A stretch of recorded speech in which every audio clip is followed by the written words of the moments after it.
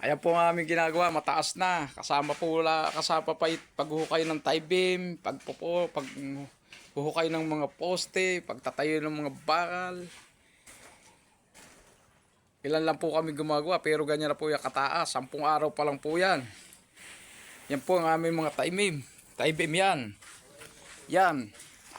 Lahat po ng kunya may tie beam. Paikot kasi second floor po yan. Ayan, mataas na po yan.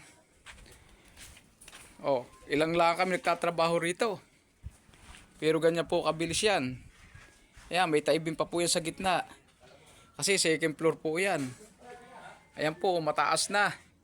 Ang pagpapatrabaho po nasa diskarte. Papatrabaho ng foreman. Pag ang foreman po tatanga-tanga, hindi marunong. Mahinang dumiskarte. Pati po sa pag-layout, mahinang dumiskarte. Mabagal po ang trabaho. Tapos sasabihin nyo, kami mabagal, kayo mabagal, mga bobo pa kayo.